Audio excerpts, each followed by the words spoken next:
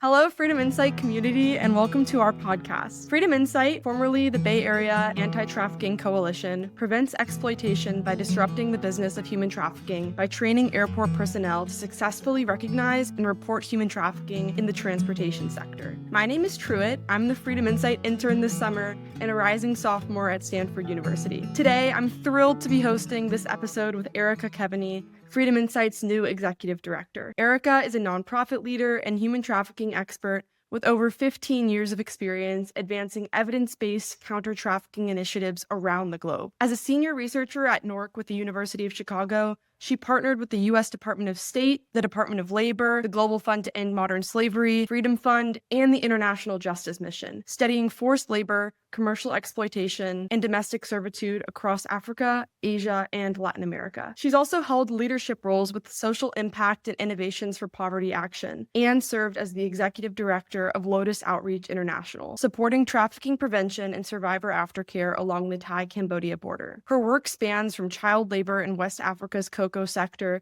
to the impact of COVID-19 on child exploitation in India, and she brings deep expertise across education, health, governance, and livelihoods. Today, I'm honored to be able to sit down with Erika and discuss what's ahead for Freedom Insight and how you can help. Erika, welcome to the podcast. I'm thrilled to be able to have this conversation with you. Okay, so Erika, can you tell us a little bit about your career journey so far and why it's led up to this new ED role at Freedom Insight? Yeah, definitely. I actually first started in the counter-trafficking space with Lotus Outreach International in 2007, first as development manager and later as executive director. And when I began, this was around the time that a Dateline documentary dropped, which was very explosive, undercover investigation that exposed dozens of very young children that were being sold for commercial sexual exploitation in a known red light area of Phnom Penh, Cambodia. As the global community became increasingly aware of this issue, we were partnering with the Cambodian Women's Crisis Center to provide residential aftercare to sex trafficking survivors. And this included children as young as 5 years old, which was just devastating. And as you mentioned, at the same time, we were also working to combat labor trafficking along the Thai-Cambodia border to peer-to-peer education and advocacy. So this was a wonderful experience. I spent, I think, close to 7 years with Lotus Outreach. And then afterwards, I went to grad school at Stanford, like many of our board members, interns and volunteers and staff. And then after finishing that, I pivoted into research on global development. And when I joined NORC at the University of Chicago in 2018, they had a growing portfolio of research on hidden and hard-to-reach populations. And so while I was there, I worked on a number of studies. You mentioned many of the organizations I partnered with: Department of State's Office to Monitor and Combat Trafficking in Persons, GFAMS, or the Global Fund to End Modern Slavery, IJM, and Freedom Funds. And we were conducting rigorous prevalence studies on forced labor, child sex trafficking, online sexual exploitation of children, or OSA, as well as domestic servitude with focus on children. And what we were learning through this research was really harrowing. So one study I led, for example, found that nearly 2% of all teens in coastal Kenya were victims of sex trafficking. We did a study in Bangladesh in the informal apparel sector in Dhaka, focusing on some hubs in the area. And we found that nearly 90% of workers were in forced labor. So as a researcher, these numbers are really gut-wrenching. And unfortunately, as a researcher, you often are very disconnected from the great work that sponsors of these studies end up doing to remedy the issues. So for me, returning to the practitioner side of the anti-trafficking movement has been a huge breath of fresh air. I'm really delighted to bring my experience leading a small nonprofit through a period of significant growth to Freedom Insight, which is also well poised for growth at this moment. And as a native Californian, I'm also really excited to be focusing on such a critical issue in my home state. And my own city of San Diego is actually one of the worst regions in the U.S. for trafficking. I think we have up to 8,000 victims per year in this county alone. Thank you so much for sharing that, Erika. And we're so excited to have you here back in California.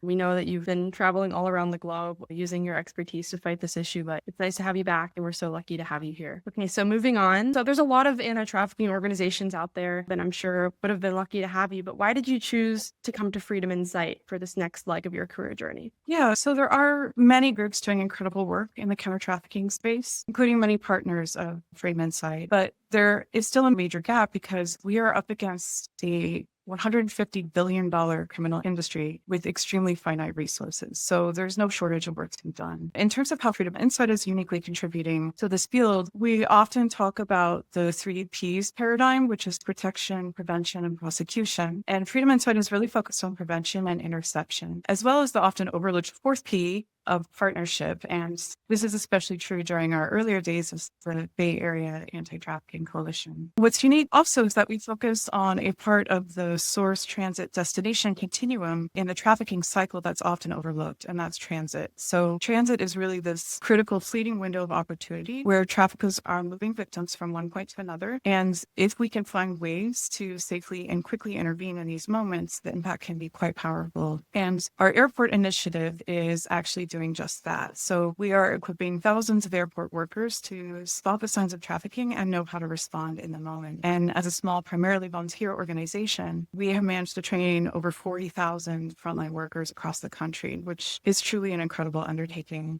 Not only that, but we've managed to partner with some of the largest airports in the country, including SFO and Denver International, which I learned is actually the third busiest airport in the United States. So yeah, it's just quite an impressive body of work that we've been doing. It's just amazing what we've been able to do so far. And what skill sets from your previous experiences are you most excited to employ at this role at Freedom Insight? This is a really difficult question because I feel like there are many, and I'm really excited what the future holds for us. One thing I know our board staff are eager to do is find ways to measure our impact and use data to really tell a story about our work. Of course, inform our own decision-making on how we prioritize our initiatives. So I'm really eager to bring my skills in research and evaluation to help us grow in this area. And Truitt, I've had the pleasure of working with you, of course, on our post-training evaluation survey, which we're hoping to launch with our next training. So that's been really exciting. I'm also super excited to help open doors for new funding sources like foundations and government grants. And I do bring a lot of experience securing and managing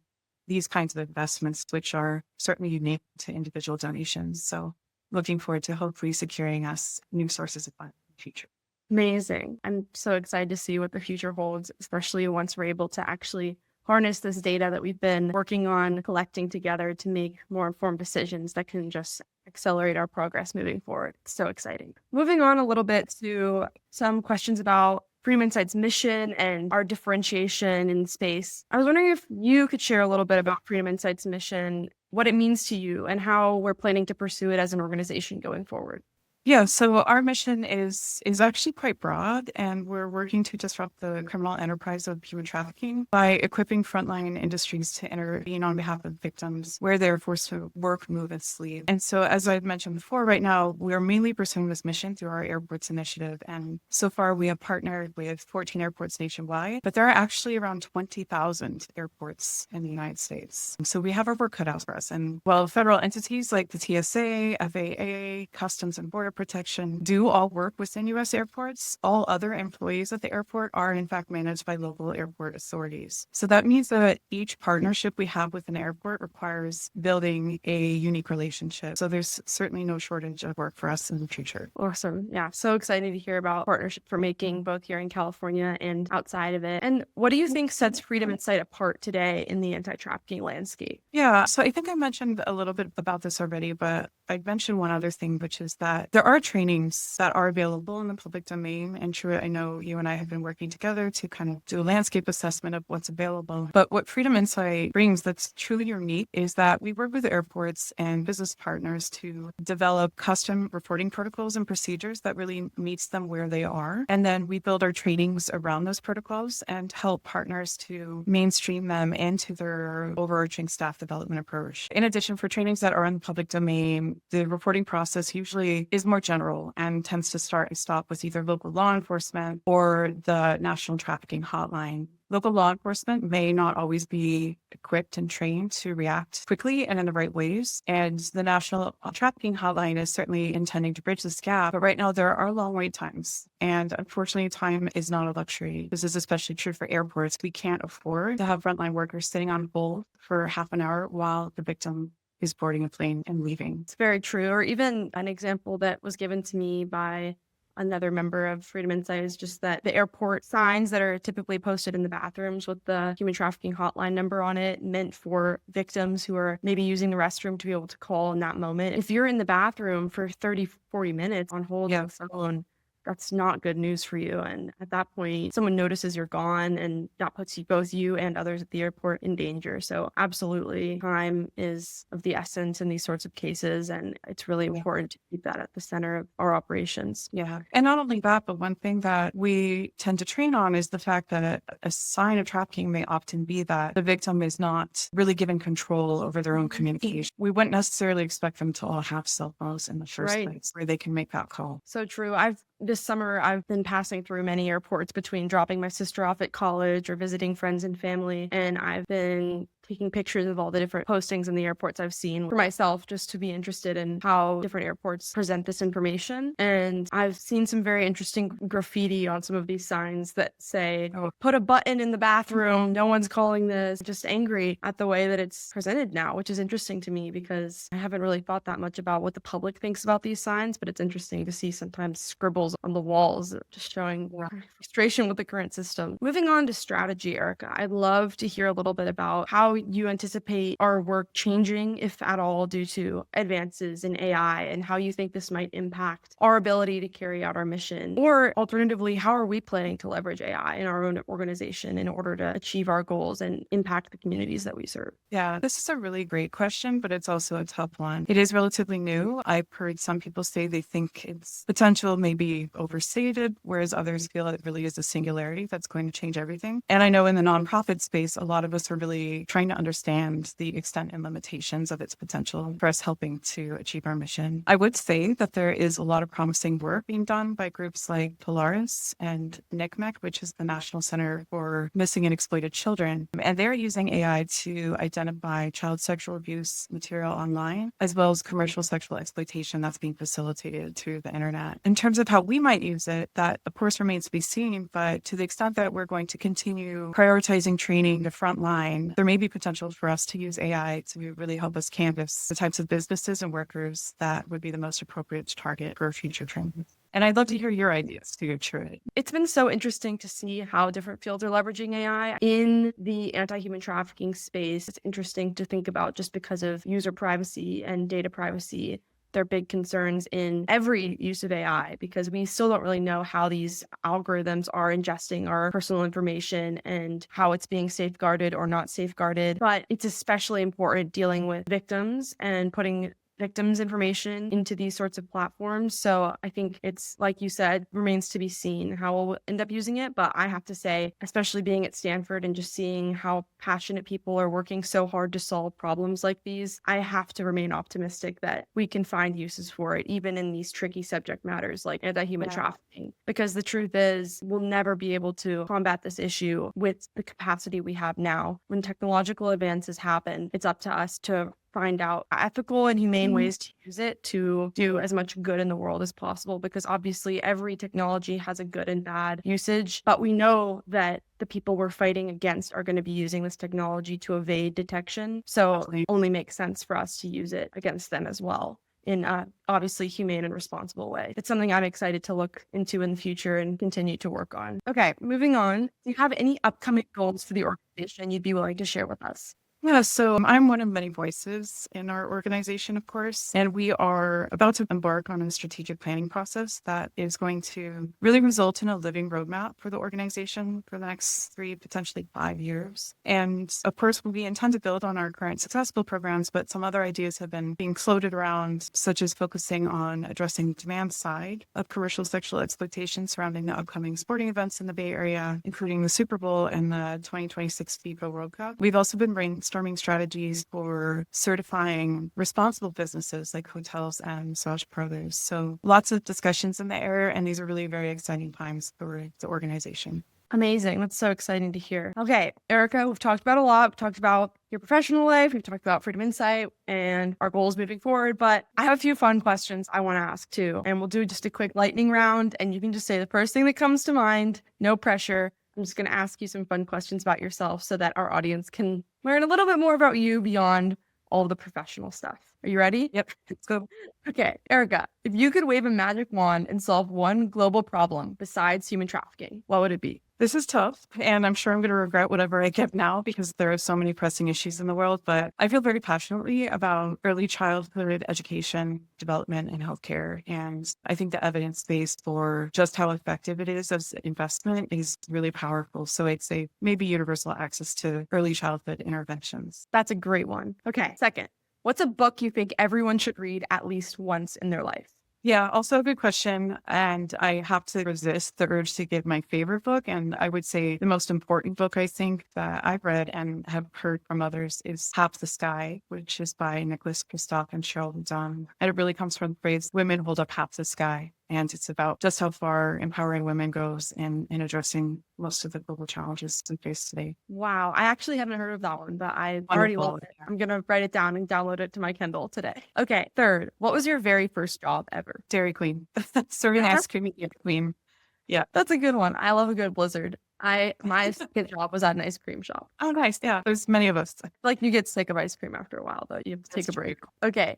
Fourth, what's a skill or hobby people would be surprised to learn you have? So probably figure drawing and portraiture art, which I've really been doing since I was a teenager. But lately I've been doing more ceramics and pottery, which has been really fun. It's really nice to create things with your hands. So that's probably my hobby at the moment. I'm very envious of that skill. I took a ceramics class in high school and let's just say nothing was kept from that class. I struggled, so I'm very envious. What's your favorite thing to draw? Yeah, people. I'm really interested in photorealism and the human figure and faces. And I really like to draw interesting people, not conventionally attractive, maybe older. It's something I really love. Okay, finally, last one, and then I'll let you go. What's your favorite place that you've traveled for work or for leisure? I have two different answers. So for work, I'd say the most interesting place I traveled to was Kosovo, where we did a national labor force survey in partnership with the Millennium Challenge Corporation. And then for leisure, Antarctica, I mentioned this to you. I just went earlier this year, and it was the most incredible thing I've ever done. And I've been to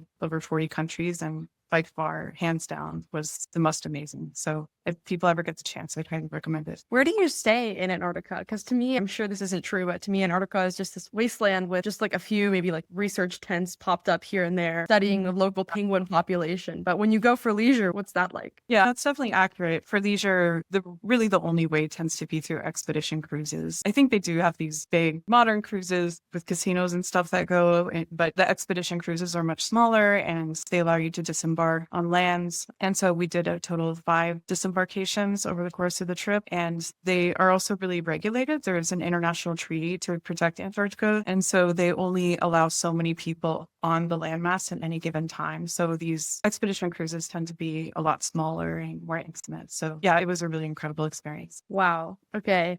Adding to my bucket list. That sounds awesome. Okay, Erika, I've thrown a lot at you, so thank you for being such a good sport. I really appreciate it, and I feel so lucky to have learned a little bit more about you. Thank you so much to all our listeners for joining. Thank you so much for listening to the first episode of our podcast that's going to be available on all major listening platforms. To learn more or support our Frontline training, visit freedominsight.org and click donate. Every gift accelerates our mission of ending human trafficking where we all work and live. Subscribe and share this episode to further support our mission, and we'll see you next time. Thank you so much, Truitt. Of course.